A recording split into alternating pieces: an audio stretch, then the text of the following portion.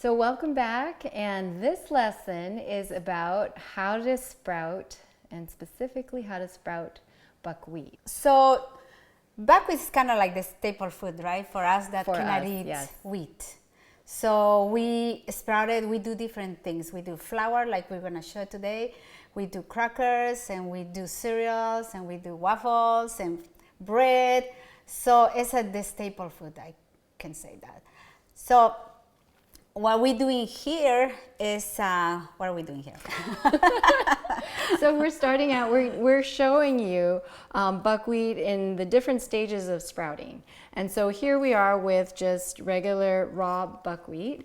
And you can tell this buckwheat is kind of greenish in color. It's been hulled already. And if you were to go to the store and you saw a brownish triangular buckwheat, that's roasted buckwheat, and it's called cashy. And so you don't want to get that. It will not sprout. I'll just show you what it looks like here, and you can see it's kind of triangular. I wanted to show you also, this is what buckwheat looks like when you first put the water in and you let it sit there for a little while. It will turn a little pink like this, and so I didn't want anybody to get scared. So you like to soak them overnight?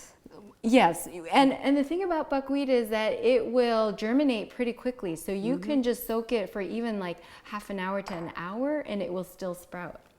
Start sprouting. So this one, let me just pour it. And when it comes out like this pink stuff can get pretty viscous and it can be hard to rinse. But you want to rinse it all off really well. And this is rinsing pretty well because it's only sat for a few hours, but if it sits all night, it can really stick to the bottom, and you just want to make sure you rinse it thoroughly. And you can save that as a gel. You can use for your hair. It's pretty. Yeah. My daughter's, that's her favorite. Oh, really? So you rinse this until it's super clear, right? Yes. Otherwise, it's not gonna sprout. Right. It's gonna stick together. Okay. So that's what we wanted to show you on this bottle. This is after it's just soaked for a few hours. This is buckwheat that we just started sprouting it today. And so it hasn't really grown a whole lot. This started out with 3 cups. Well, let's see, it's probably somewhere down here, and it grew probably double its size. And it hasn't, I'm going to do this, so I'm not sure what the overhead shot will show, but it hasn't grown a whole lot as far as these little sprouts yet. It's pretty much almost the same size. The little tails, not showing that much. Yeah.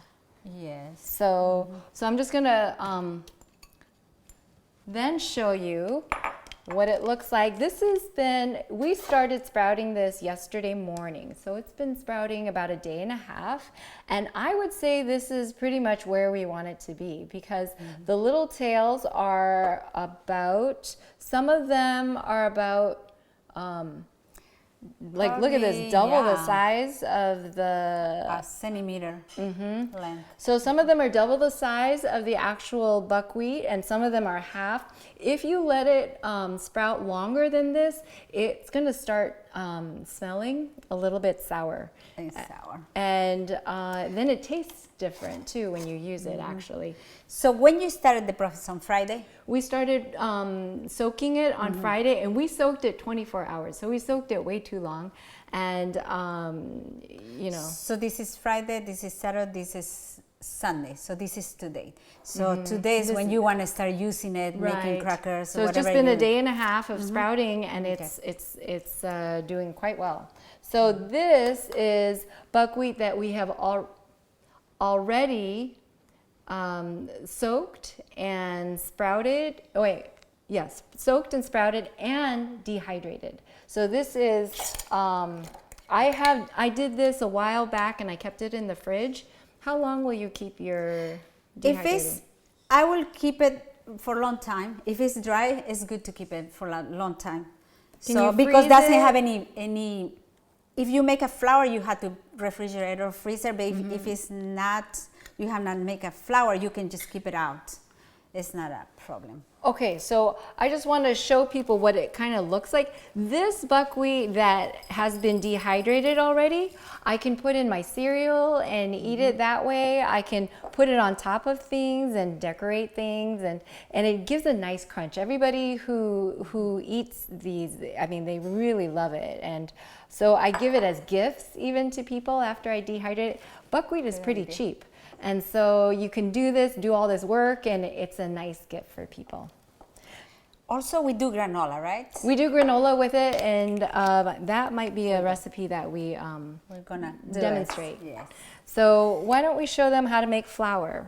Okay, so this is a bar mix, and this is Okay, I'm gonna move this. special to do flour. So we're gonna make the flour and keep this. So we're going to make pour about 2 cups. Don't put more than 2 cups because then it doesn't make the flour in an even way. So we're going to make the flour now. Okay, we're gonna move this.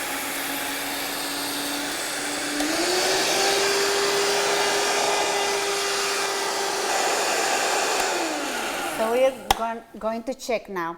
I usually like to touch it to see if it's fine enough. And because a lot of times it can look pretty good, but the longer that you process it, it'll get more and more fine. so it seems that looks a little.